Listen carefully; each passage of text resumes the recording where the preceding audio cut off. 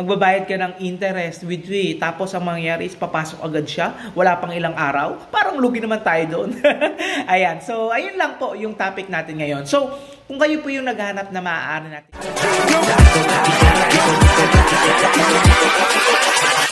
Hold up.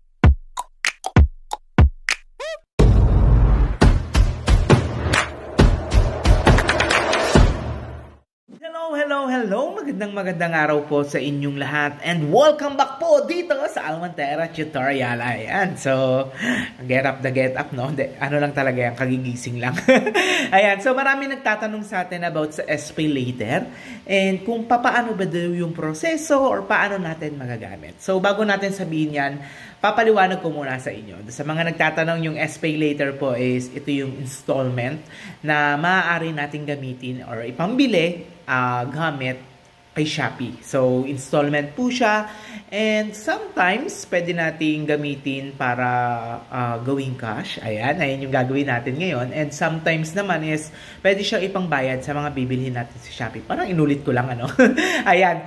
So, bibigyan ko lang kayo ng konting explanation para magkaroon tayo ng konting hack or yung tinatawag natin na paano ba natin mapapatagal yung pagbabayad. Kasi minsan, or talaga namang nangyayari ito madalas, no? So, ipapakita ko sa inyo kung paano yung matagal na pagbabayad. Kasi meron tayong tinatawag na period pagdating kay SPay later. Siguro hindi kayo masyadong aware dyan.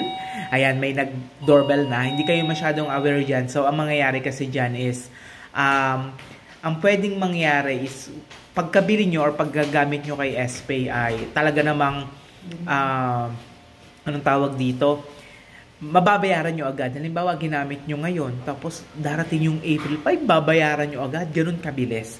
So, ngayon, ituturo ko sa inyo para mapatagal yung pagbabayad kay SPay. So, panoorin lang natin ito. Nandito tayo ngayon sa Shopee. Punta lang kayo sa SPay later. Ayan. Pag nasa SPay later na tayo, punta tayo dito sa My Bill. Ngayon, nasa My Bill na tayo. Puntahan nyo ngayon itong February. Kasi let's say February naman ngayon. Kahit ano naman dyan pwede. Then, may makikita kayo dyan na transaction total amount. Total. So, nakalagay dyan, February 5 to March 4. So, ayan yung range period ng paggamit nyo ng inyong mga SPay later. So, kung gagastos po ako ng itong binayaran ko na dito sa February is 68.66. Ayan po.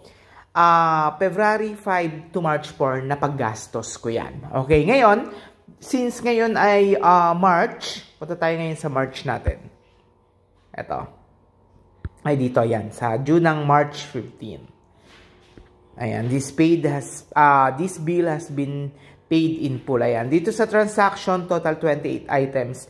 February 5 to March 4. So, hindi pa rin dyan. Dito na tayo sa March.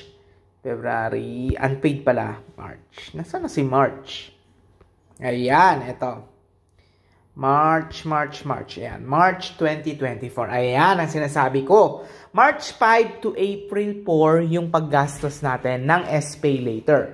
So, kung gagastos ako ngayon, which is March 22 ngayon, sumakop pa siya dito sa period ng March 5 to April 4. So, ibig sabihin, kapag gumastos ako ngayon ng SPay later, papasok pa rin siya dito sa bills na to. So, ibig sabihin, itong bills ko ng April 15, madadagdagan pa yan kapag gumamit ako ng SPay later ngayon. Kasi, within the period pa siya ng March 5 to April 4. So, kailangan kong gumamit ng SPay sa sa April 5 na para dito na siya papasok sa May na due date. So, April 5 to May 4, ayan po yan. April 5 to May 4, dyan na siya papasok. Pag ako gumamit ng SPay ko ng April 5. Ayan, nagets nyo ba yung period ng ating SPay? So, i-check nyo rin po yan kung tama ba yung period ng paggamit nyo. Kasi baka mamaya, gamitin nyo yung SPay later nyo, then pag ginamit nyo yung SPay later nyo, baka kinabukasan pala ay madadagdag agad sa babayaran nyo. Doon pa lang, luging-lugi na kayo. Okay? So, ganun lang yung gagawin natin, ha?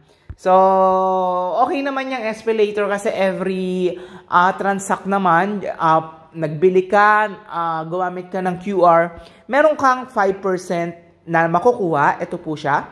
May 5% ka na makukuha kay SPay, which is nakukuha mo siya through coins. Ibig sabihin ng coins, pwede mo siyang gamitin para ipangbayad or ipangbili mo once na gagamitin mo yung SPay or gagamit ka ng Shopee para ipangbili. Pwede mo siyang gamitin. Okay? So, yun lang po. Thank you! Yung pinakita ko sa inyo tungkol sa period na yan. Ayan, magkakaroon kayo ng idea kung kailan nyo gagamitin. So, hindi pwedeng sugod tayo ng sugod agad. Kasi minsan kailangan nating pag-isipan. Kasi baka mamaya, kailangan nyo pala ng funds, kailangan nyo pala ng pambili ng ganito. Pero ang mangyayari is, kababayad nyo lang o kakukuha nyo lang ng pera is, babayaran nyo na agad. So, madalas ganyan yung nangyayari. So, i-check din natin kung kailan yung period ng payment, kung kailan yung period ng mga ganyan-ganyan. Para kahit pa paano, hindi tayo maging lugi. Kasi pangit naman nung magbabayad ka ng interest with fee, tapos ang mangyayari is papasok agad siya, wala pang ilang araw. Parang lugi naman tayo doon. Ayan. So, ayun lang po yung topic natin ngayon. So, kung kayo po yung naghahanap na maaari natin maging cash yung ating SPay later, kung paano ba natin ito ginagawa is, madali lang yan. Magbabayad lang tayo gamit ang ating, magbabayad tayo ng ating bills, ng mga bilhin. Marami kami yan and kami yung bahala. And syempre, hindi po ito libre, may fee po ito. Okay? Kasi even as is, binabawasan din naman ng mga charges. So, lagi nyo lang tandaan is plan your budget ahead of time kasi mas mahalaga na hindi yung agad-agaran. Kasi kung agad-agaran, real time ang gusto mo, talagang medyo mataas yung mga ganyang bagay. Pero kung talagang i-schedule nyo, kunyari 3 days, 5 days, ayan, mas mababa po yung fee na mababayaran natin. Okay? So hanggang dito na lang po ang video na ito. Sana po ay naintindihan nyo at nakatulong tayo kahit papaano. Okay? Hanggang dito na lang. Once again, I'm Aldrin Almontero dito sa Almontero Tutorial. Hanggang dito na lang. Bye, bye, bye. Thank you for watching.